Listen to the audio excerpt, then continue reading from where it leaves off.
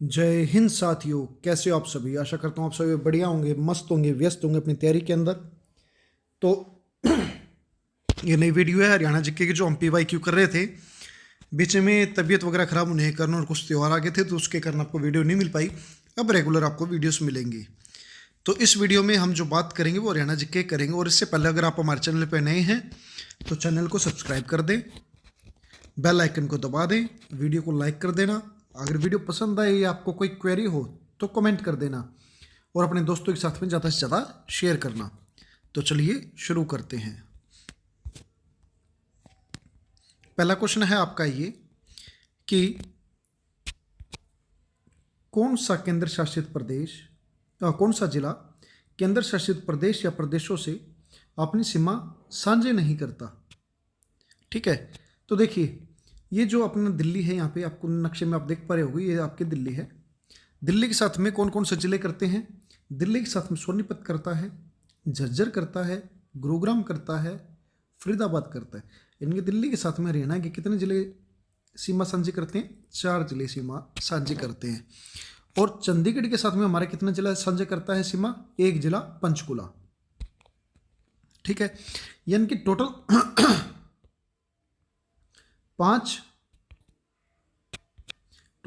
5 जिले 2 केंद्र शासित प्रदेशों के साथ में अपनी सीमा साझी करते हैं। ठीक है, तो यहाँ से देखिए गुरुग्राम तो करता है भी दिल्ली के साथ में, फरीदाबाद भी दिल्ली के साथ में करता है, पंचकुला चंडीगढ़ के साथ में करता है। लेकिन जो पलवल है, पलवल यूपी के साथ में अपनी सीमा साझी करता है, ना कि दिल्ली के साथ में, यानी कि दिल्ली यूटी है। तो आई होप आपको समझ में आया होगा बढ़िया से क्वेश्चन।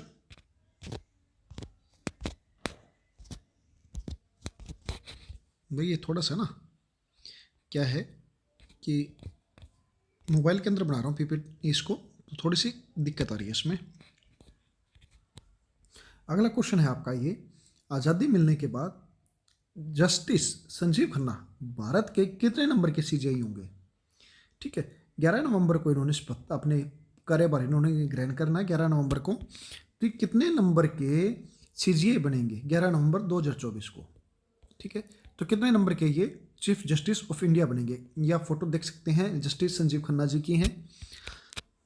तो ये बनेंगे 51वें नंबर के। कितनेवें नंबर के बनेंगे? 51वें नंबर के।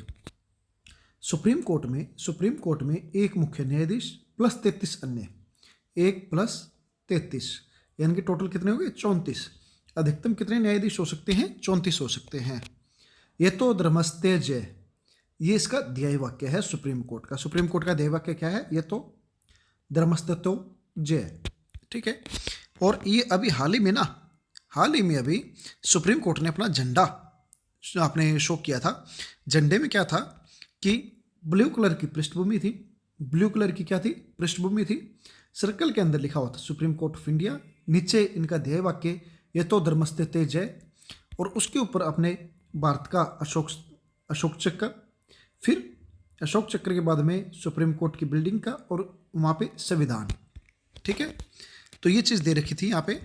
तो इस चीज़ का यहाँ पे दिखाया गया था। ये कब हुआ था? क्योंकि ये हाल ही में ये चीज़ हुई है, तो आपको ध्यान रखनी है, आने वाले एग्जाम्स के अंदर पूछी जा सकती है। 1 सितंबर 2024 को सुप्रीम कोर्ट ने न्यायालय के उपयोग के लिए एक ध्वज का अनावरण किया, जिसमें सील और न्यायालय की वास्तुकला के तत्वों को मिलाया गया। ध्वज गहरे नीले रंग का, न्यायालय के गोल स्तंभ के ऊपर अशोक चक्र, यानी कि स्तंभ के ऊपर अशोक चक्र आपको दिख रहा था। ध्वज में भारत के संविधान भी अंकित है, संविधान की आपकी अंकित है। ध्वज का उद्घाटन भारत की राष्ट्रपति द्रौपदी मुर्मू ने 1 सितंबर 2024 को सर्वोच्च न्यायालय की 75वीं वर्षगांठ। अब आपको ये भी ध्यान रखना है कि सर्वोच्च न्यायालय की इस वर्ष कौन से वर्षगांठ बनाई गई है?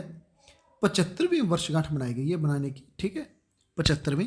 तो आपको थोड़ा सा ये भी ध्यान रखना है, ये भी इंपॉर्टेंट हो जाता है, किसी भी एग्जाम के अंदर आ सकता है ये जरूरी नहीं कि हरियाणा में, तो SSC के अंदर भी आपको देखने को मिल सकता है। ये हरियाणा जीके के पॉइंट ऑफ व्यू से बहुत इंपॉर्टेंट क्वेश्चन है। 1857 की क्रांति के दौरान अंग्रेजों का साथ देने वाले जींद रियासत के राजा का नाम क्या था?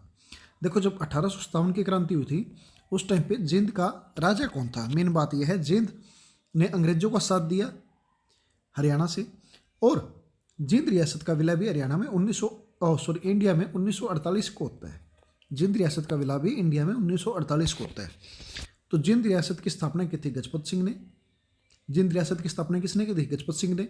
इसका किला कहाँ पे? गजपत सिंह का करनाल में। कहाँ पे है किला इसका? करनाल में। इसके बाद में जो स्वरूप सिंह है, स्वरूप सिंह उस समय क्या थे? 1857 की क्रांति के दौरान में क्या थे? ये जिंद के क्या थे? राजा थे। यह फोटो में देख सकते हैं, ठीक है। ये जिंद के राजा थे। और जब भारत को आज़ादी मिली थी उस समय पे जिंद का राजा कौन था? रणबीर सिंह। जिंद का राजा कौन था? रणबीर सिंह। फोटो में आप देख सकते हैं। भाई मैं ना साथ के साथ में आपको देखो पीपीटी बनाने में बहुत टाइम लगता है, क्वेश्चन बनाने लिखने में कोई टाइम नहीं लगता, लेकिन इसके बाद में जो यहाँ पे एडिशनल इन्फॉर्मेशन है वो जब इसके अंदर ऐड करते हैं तो उसमें टाइम लगता है। तो प्लीज़ भाई इस चीज़ को देखते हुए, मेहनत को देखते हुए वीडियो को लाइक कर देना, अपने दोस्तों के साथ में शेयर कर देना और चैनल को सब्सक्राइब कर देना। हरियाणा में वंचित जातियों की पहचान के लिए किसकी अध्यक्षता में एक आयोग गठित किया गया था? अभी आपको पता है ना, एससी कैटेगरी को आगे दो भागों में डिवाइड कर दिया 50-50% में। एससी कैटेगरी को 50-50% में दो भागों में डिवाइड कर दिया, एक वंचित वर्ग का आ जाएगा और एक अन्य का गया।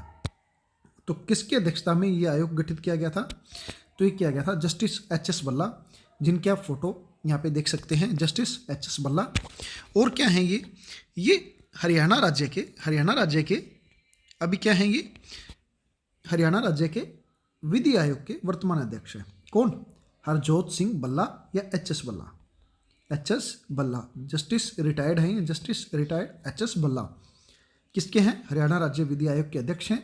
साथ में इन्होंने वंचित जातियों की पहचान के लिए इनकी अध्यक्षता में आयोग गठित किया गया था, एच.एस. भल्ला या हरजोत सिंह भल्ला। फोटो आपने देख ली होगी। अगला क्वेश्चन है,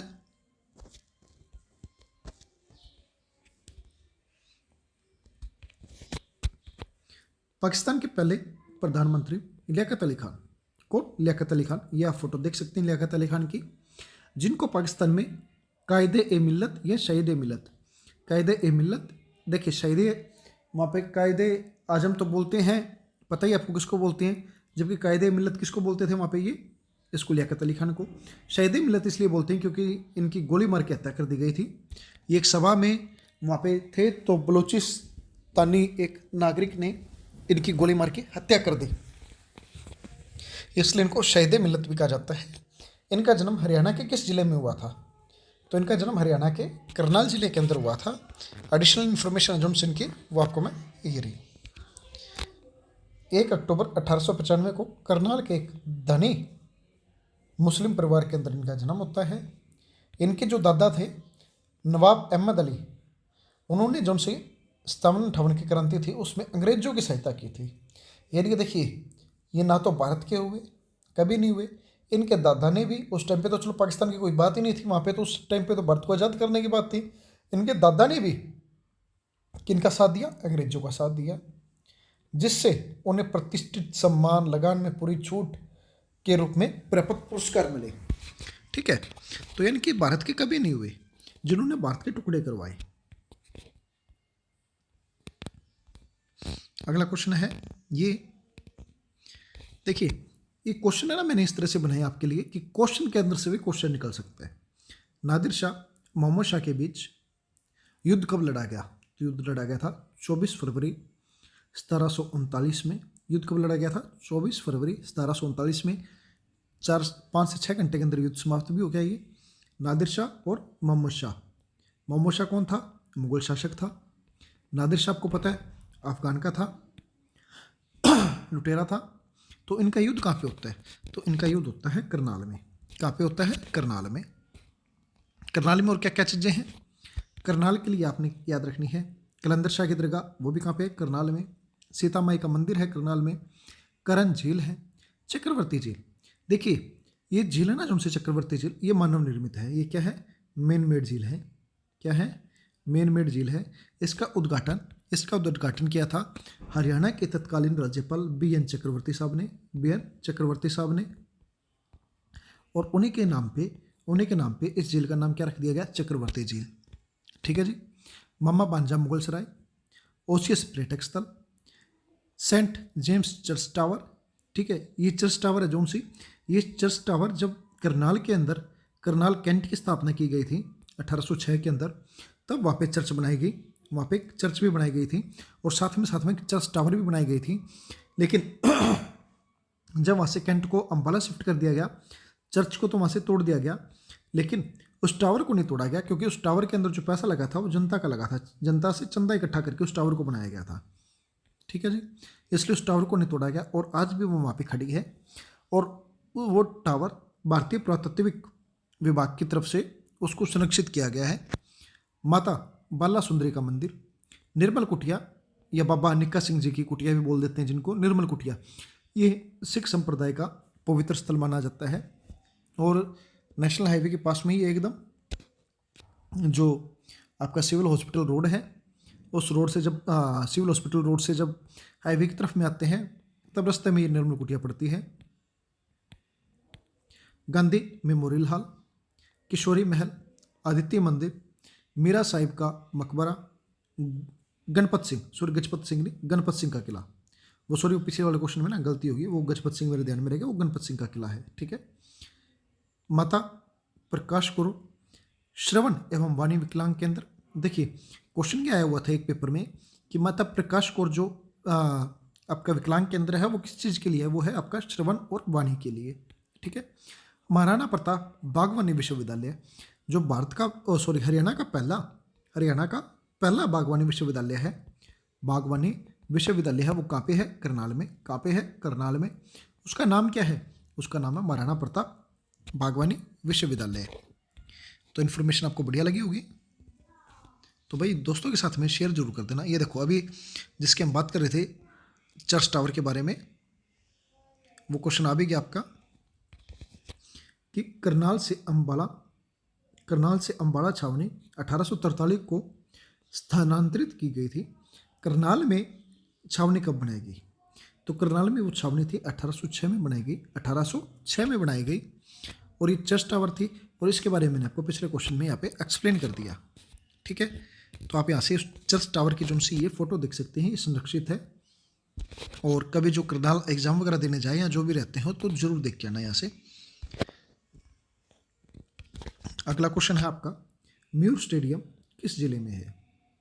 ठीक है जी, म्यूर स्टेडियम, यानी कि म्यूर स्टेडियम किस जिले में, आपका क्वेश्चन ये है। इसका आंसर है फरीदाबाद। इसका आंसर क्या है, फरीदाबाद। अब इसकी जो एक्सप्लेनेशन है वो है आपके सामने ये। फरीदाबाद के नाहर सिंह क्रिकेट स्टेडियम, जिसको म्यूर स्टेडियम के नाम से भी जाना जाता है, नाहर सिंह क्रिकेट स्टेडियम जिसको म्यूर स्टेडियम के नाम से भी जाना जाता है, इसकी स्थापना होती है 1981 में। कब होती है, 1981 में। और यहाँ पे पहला जो मैच है, क्रिकेट मैच है, वो रणजी ट्रॉफी खेला जाता है 19 नवंबर 1982 को। आपने ध्यान रखना कब खेला जाता है, 19 नवंबर 1982 को। किस किस के बीच में खेला जाता है, कौन सा मैच खेला जाता है, रणजी ट्रॉफी का खेला जाता है। किस किस के बीच में, हरियाणा और सेना के बीच में खेला जाता है। एक हरियाणा की टीम होती है, एक डिफेंस की सेना की टीम होती है, उनके बीच में खेला जाता है। और इस स्टेडियम में पहला जो अंतर्राष्ट्रीय मैच था वो भारत वर्सेस वेस्ट इंडीज़ का खेला जाता है 1988 में। कब खेला जाता है, 1988 में। 25,000 लोगों के बैठने की इस स्टेडियम में क्षमता है।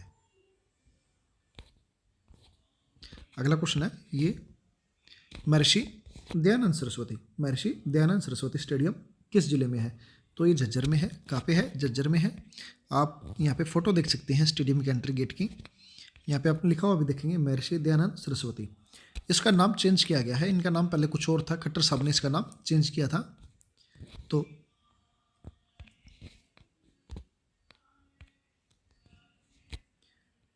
6 मार्च 2022 को हरियाणा के मुख्यमंत्री तत्कालीन मुख्यमंत्री, अब ये तो ये हरियाणा के नहीं रहे ना, उस टाइम पे ये मुख्यमंत्री थे। 6 मार्च 2022 को हरियाणा के मुख्यमंत्री थे मनोहर लाल खट्टर। उस टाइम पे इन्होंने झज्जर के जहांनारा बाग स्टेडियम, पहले इसका नाम क्या था, जहांनारा बाग स्टेडियम था, पहले इसका नाम क्या था, जहांनारा बाग स्टेडियम। इसका नाम बदल के इन्होंने क्या कर दिया, महर्षि दयानंद सरस्वती स्टेडियम कर दिया। आपको एक चीज़ और ध्यान रखनी है, महर्षि दयानंद सरस्वती ने आर्य समाज की स्थापना कब की थी, 1875 की थी। कहाँ पे की थी, मुंबई में की थी। एक चीज़ अपनी और ध्यान रखनी है, स्टेडियम की बात आती है तब तो आप झज्जर जाएंगे, स्टेडियम की बात आती है जब तो आप कहाँ पे जाएंगे, झज्जर जाएंगे। यदि यूनिवर्सिटी की बात आती है तो आप कहाँ पे जाएंगे, रोहतक। यूनिवर्सिटी की बात आती है तो रोहतक। महर्षि दयानंद सरस्वती यूनिवर्सिटी वो कहाँ पे है, MDU, वो कहाँ पे आपके रोहतक के अंदर है। ठीक है जी।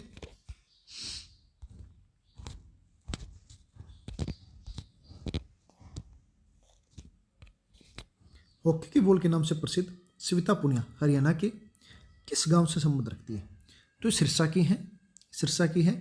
शाहबाद मरकंडा से तो रानी रामपाल है। शाहबाद मरकंडा जो कुरुक्षेत्र में पड़ता है वहाँ से तो कौन है? रानी रामपाल। और रानी रामपाल के नाम से एक स्टेडियम यूपी के बागपत में भी बनाया गया है, ठीक है। और जो सविता पुनिया जी हैं, सविता पुनिया जी संबंध रखती हैं जोध का सिरसा से। और जबकि जो सरदारा सिंह जी हैं हॉकी के अपने हॉकी पुरुष टीम के पूर्व कप्तान, हरियाणा में अभी वर्तमान में ये डीएसपी के पद पे हैं। इनको खेल कोटा से डीएसपी का पद दिया गया था। और ये क्या है? ये सिरसा के संत नगर से संबंध रखते हैं। जीवन नगर के पास में संत नगर पड़ता है, वहाँ से संबंध रखते हैं। ये देखिए इनको अर्जुन पुरस्कार मिल रहा है। सविता पुनिया जी को अर्जुन पुरस्कार ये ले रही हैं। अर्जुन पुरस्कार का मोमेंटो देख सकते हैं कैसा होता है। और रामनाथ कोविंद जी से इनको मिल रहा था, तो ये चीज़ आप देख सकते हैं यहाँ पे। इनको कब मिला था? इनको पद्मश्री मिला है 2018 में। इनको पद्मश्री मिला है कब? 2018 में। अर्जुन पुरस्कार था, पद्मश्री था भाई, अर्जुन पुरस्कार था, सॉरी भाई। यहाँ पे ना ये थोड़ा सा ठीक कर लेना, ठीक कर लेना भाई इसको, ठीक है। यहाँ पे पद्मश्री नहीं है, यहाँ पे क्या नहीं है? पद्मश्री नहीं है, यहाँ पे अर्जुन पुरस्कार है। कौन सा है? अर्जुन पुरस्कार है। अर्जुन पुरस्कार है जो कब मिला इनको? इनको मिला है 2018 में।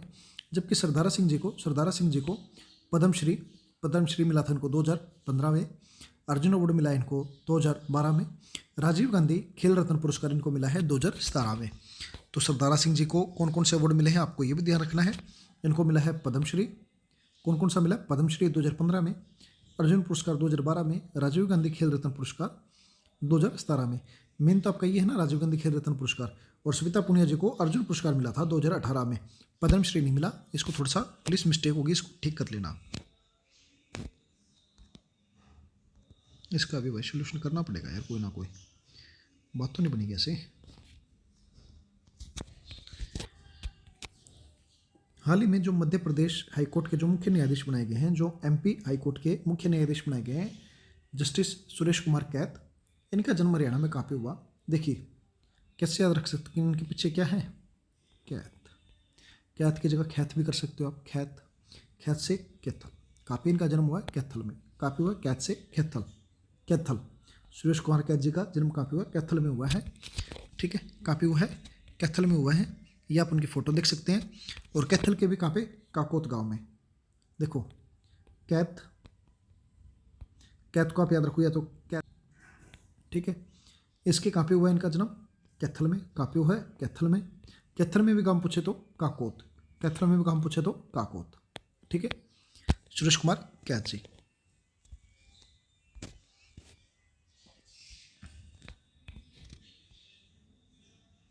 कटिंग करनी पड़ेगी इसमें। हिमाचल प्रदेश के पूर्व मुख्य न्यायाधीश, हिमाचल प्रदेश के पूर्व मुख्य न्यायाधीश और सर्वोच्च न्यायालय के अभी करंट में जो न्यायाधीश हैं, सर्वोच्च न्यायालय में जो आपने पढ़ा था ना 1+33, उन 33 में से एक हैं जो उनसे, वो हैं जस्टिस सूर्यकांत जी।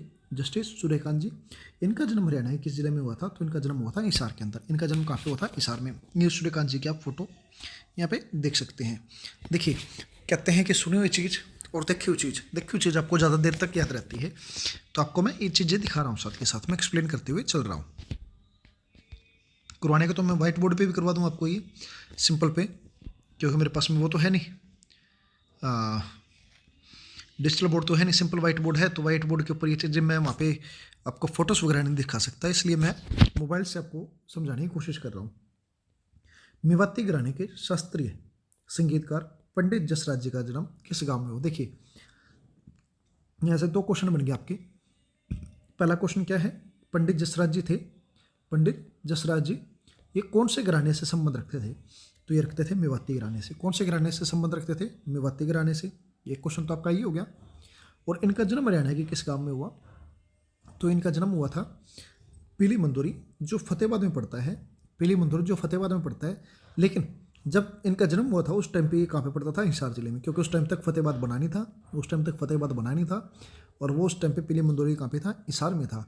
इसलिए आपको कई जगह पे मिलेगा पीली मंदोरी हिसार। लेकिन करंट के अंदर जो पीली मंदोरी है वो वर्तमान में फतेहाबाद जिले का एक गाँव है, ठीक है।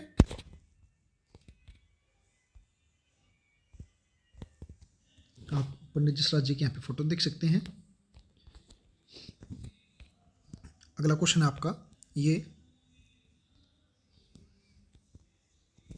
देखिए जो पुरुष हॉकी टीम थी हरियाणा, अपने इंडिया की जो पेरिस ओलंपिक गई थी उसमें हरियाणा के 3 पुरुष हॉकी खिलाड़ी थे, 3 पुरुष हॉकी खिलाड़ी थे जिन्होंने कांस्य पदक जीता।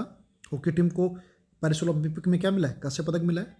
ठीक है, इसमें हरियाणा के कितने खिलाड़ी थे? 3 थे। 3 खिलाड़ी थे 2 जिलों से। ठीक है, तो उनमें से एक खिलाड़ी के बारे में पूछा उन्होंने, सुमित वाल्मीकि जी। ठीक है, सुमित वाल्मीकि, इनका संबंध किस जिले से है? सुमित वाल्मीकि, स से सुमित, स से सोनीपत, स से सुमित, स से सोनीपत, सोनीपत। सुमित वाल्मीकि की आप फोटो यहाँ पे देख सकते हैं स्क्रीन के ऊपर, ये आपके सुमित वाल्मीकि की फोटो है। ये किनकी फोटो है? सुमित वाल्मीकि की। इनका संबंध कहाँ से है? सोनीपत से है। अभिषेक नैन, सोने तेरे नैन ने, नैन तेरे की हैं, सोने सोने, सोने सोने यानी कि सोनीपत। अभिषेक नैन का भी संबंध कहाँ से है? सोनीपत से है।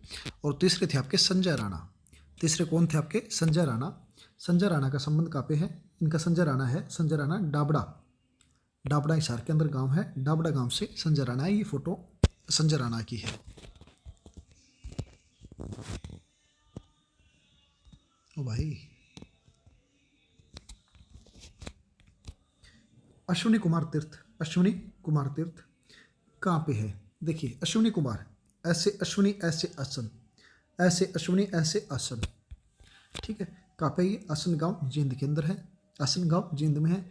जबकि अग्रवा के अंदर तो क्या है? अग्रवा के अंदर तो अगर समाज के महाराजा अग्रसेन का मंदिर है, महाराजा अग्रसेन का मंदिर है।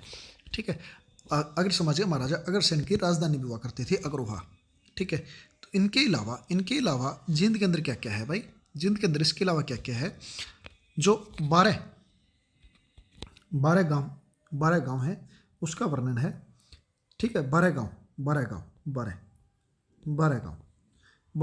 गांव में क्या था यहाँ पे ना, इसके अंदर 12 गांव का जो अपने देखते हैं, 12 गांव भगवान विष्णु के 12 अवतार लिए। 12 गांव में भगवान विष्णु ने क्या लिखे? 12 अवतार लिए, जिसका उल्लेख वामन पुराण में, पद्म पुराण में और महाभारत में किया गया है।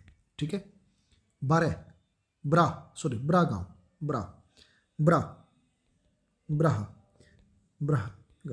गांव। आप ब्रह की जगह 12 याद रख सकते हैं, क्योंकि 12 लिए थे उन्होंने, 12 अवतार लिए थे वहाँ से, तो आप ये भी ध्यान रख सकते हैं। और जो सा ये वाला भी क्वेश्चन था आपका अश्विनी कुमार तीर्थ का, तो अश्विनी कुमार तीर्थ का जो जिक्र है वो किस में किया गया है? वो आपका महाभारत में भी है, पद्म पुराण में भी है, नारद पुराण में भी है, वामन पुराण में भी है। महाभारत, पद्म पुराण, नारद पुराण और वामन पुराण में भी इस अश्विनी कुमार तीर्थ का उल्लेख है। ठीक है, इनके अलावा जींद के अंदर क्या क्या है? जयंती देवी मंदिर है, जयंती देवी के नाम से ही जींद जिले का नाम पड़ा। भूतेश्वर मंदिर, देखो मैंने तो भाई जींद को मैंने कैसे याद रखा है? जींद मतलब जिद। ठीक है, जिद मतलब जिद्दी किस्म का। ठीक है, हट कर लेना। भूत भी क्या होते हैं? जिद्दी होते हैं भाई, मैंने ऐसे याद कर रखा है, अपना पर्सनल बता रहा हूँ, आप कैसे भी याद कर सकते हैं। ठीक है, पांडु पिंडारा, राम राय मंदिर। ठीक है, दमतान, देखिए दमतान साहिब, दमकाना, जिद्दी होगा वही तो दमकाएगा, जिद्दी को देख पाते हैं। हंसेडर। ठीक है, हटकेश्वर जिद्दी वाले, हट करना। जिदगिरी, मैंने जिदगिरी के नाम से इसको ध्यान रख रखा था। ठीक है, हजरत गाजी साहिब की दरगाह। सच्चा सौदा मेला, देखो डेरा सच्चा सौदा तो है सिरसा में, डेरा सच्चा सौदा तो कहाँ पे है? डेरा सच्चा सौदा तो है सिरसा में, जबकि सच्चा सौदा मेला है वो कहाँ पे लगता है? जींद में लगता है। जींद के 21 ग्राम में भीम ने दुर्योधन का वध किया था। भीम ने किसका वध किया था? दुर्योधन का वध किया था। कहाँ पे? 21 ग्राम में। ठीक है, महावीर गुड्डू, जिनको हाल ही में पद्मश्री मिला था, इनको पद्मश्री मिला था, 3 लोगों को मिला था। एक सिरसा से थे, एक महावीर गुड्डू थे, एक और थे, आपको बताना है। पिछली वीडियो में मैंने सिरसा वालों का नाम बता दिया था। महावीर गुड्डू जो एक लोक कलाकार है, बम लहरी जिन्होंने गाया था, इनको पद्मश्री पुरस्कार मिला था। कहाँ से हैं ये? जींद से हैं, जींद जिले से संबंध रखते हैं। ठीक है, युजवेंद्र चहल जो क्रिकेटर हैं, साथ के साथ एक चेस प्लेयर भी हैं, इनका संबंध भी कहाँ से है? इनका संबंध भी जींद जिले से है। कविता दलाल राष्ट्रपति से सम्मानित होने वाली पहली रेसलर, राष्ट्रपति से सम्मानित होने वाली पहली रेसलर कविता दलाल WWE की रेसलर है। इनका संबंध भी कहाँ से है? जींद जिले से है। रामकिशन व्यास सांगी, ये सांगी है। रामकिशन व्यास ये क्या है? सांगी है। इनका संबंध भी कहाँ से है? इनका संबंध भी जींद जिले से है।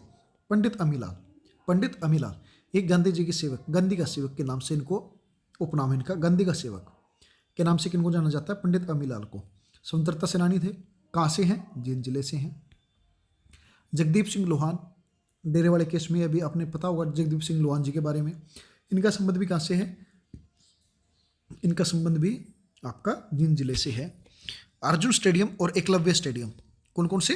अर्जुन स्टेडियम और एकलव्य स्टेडियम, ये दोनों के दोनों, अर्जुन स्टेडियम और एकलव्य स्टेडियम, ये दोनों के दोनों भी कहाँ पे है? जींद जिले में है। ठीक है, ये दोनों भी कहाँ पे है? जींद जिले में है। शेख चिल्ली का मकबरा, शेख चिल्ली का मकबरा ये कहाँ पे है? शेख चिल्ली का मकबरा आपके थानेसर कुरुक्षेत्र में है। हर्ष के टीले के पास है। कहाँ पे है? हर्ष के टीले के एकदम पास है। हर्ष का टीला इसके पास है। यदि आप कोई इंडियन या ब्रिक्स का या शार्क का कोई यहाँ पे सदस्य जाता है यहाँ पे, तो उनके शायद 25 रुपये फीस है।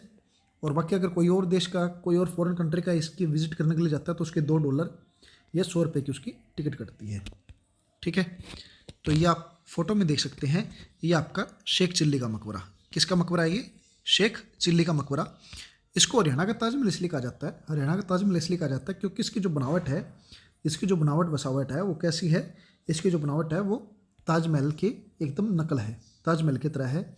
और वैसे ही यहाँ पे ताजमहल में जैसे वहाँ पे अंदर मकबरे थे, वैसे इसके अंदर भी मकबरे हैं।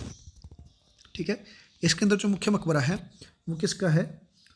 सूफी हैं अब्द उर रहीम, अब्दुल करीम, अब्द उर रजाक, ठीक है, जिनको शेख चिल्ली के नाम से जाना जाता था, उनका है। और दारा शिको के सूफी गुरु थे।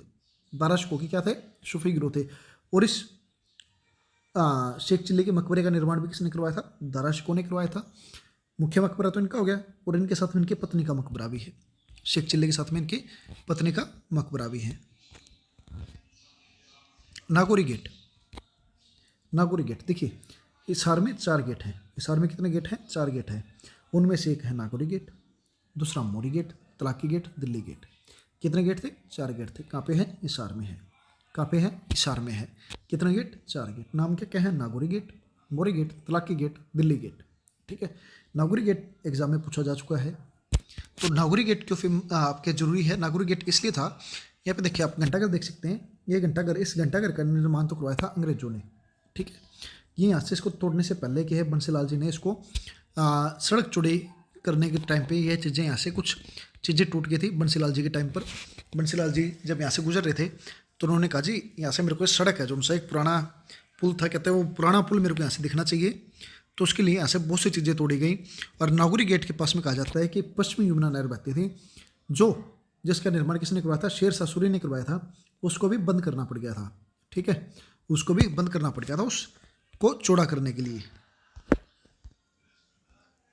चौधरी कांशीराम की हवेली, चौधरी कांशीराम की हवेली जाट शासक के ससुर थे।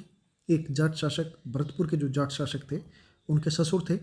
और उनकी हवेली कहाँ पे थी? पलवल में थी उनकी हवेली। देखो भरतपुर के साथ में क्या क्या कौन कौन से जिले लगते हैं?